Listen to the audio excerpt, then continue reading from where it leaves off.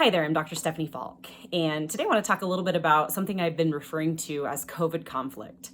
COVID is incredibly difficult. The pandemic, the ways that it's impacting us in terms of loss of life and illness, and people that are impacted in those very difficult ways, as well as secondary ramifications of not being able to go to school or job loss and financial loss. Incredibly difficult, and I don't need to sell you on that because you're living in the same world that I'm in, and it's definitely a very difficult thing to try to navigate and manage. COVID conflict is a second layer that I'd love to help us shift a little bit, and that's the tension and internal conflict that we carry around from perhaps a little bit of social judgment or just really grappling with ways that other people are managing it that we don't necessarily approve of or think is the best way to handle the situation. That's a layer of grief and guilt and frustration that I don't think we need to carry around if we figure out different ways of managing it. So a couple of months ago, my daughter was scootering to a park with her older siblings, my little 6-year-old at the time.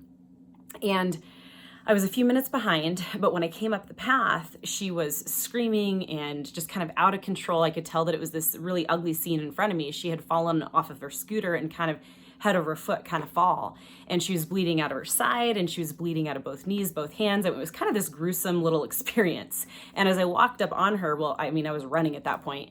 I noticed that there was a lady and she was about 20 yards away. And as I approached, she could see that I was scared and that I was really concerned about my little daughter.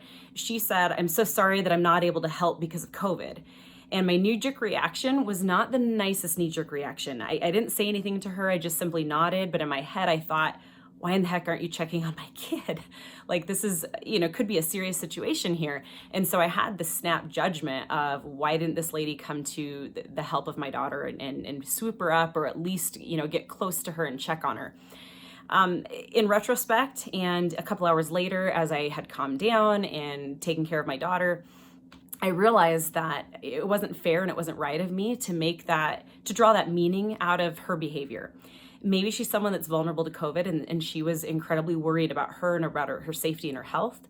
Maybe she's someone that was potentially exposed to COVID and she was protecting my daughter. And it was very, very much a caretaking behavior to not go close to my daughter and check on her. I really have no idea. And it's not fair or right of me to have judged her, that quickly in that moment and have felt some anger and resentment because I did.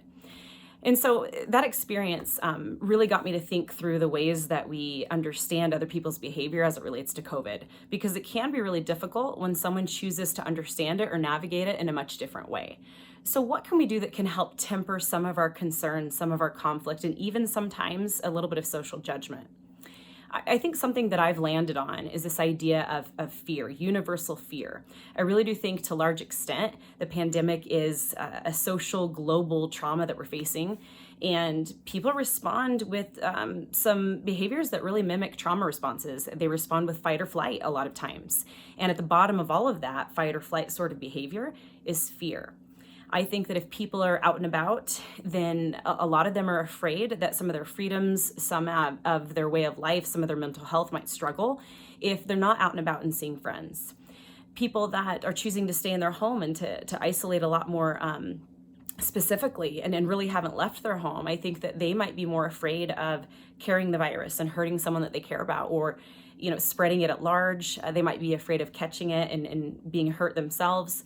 And so I think the universal experience is truly that we're all carrying around a good chunk of fear, and that fear really promotes us to make different decisions related to COVID. And even though our behavior manifests in much different ways, and at first glance, we might not really understand someone's behavior and kind of think, well, what the heck? Why are they doing it in the way that they are? I think that at the end of the day, if we can remember our universal experience is one of fear in this situation, it can be really helpful. It can allow us to embody a little bit more benevolence around the way that someone is or is not managing the pandemic. So I hope it's been helpful to consider this. Truly, what I would really like to encourage is just an expanded framework so that we're not carrying around hurt and frustration and internal conflict, because that's a second layer of pain related to the pandemic that I don't think we need to do to ourselves or place on other people. So I hope it's been helpful. If you don't want to miss a video, feel free to subscribe, and I hope that you're having an absolutely beautiful day. Thank you.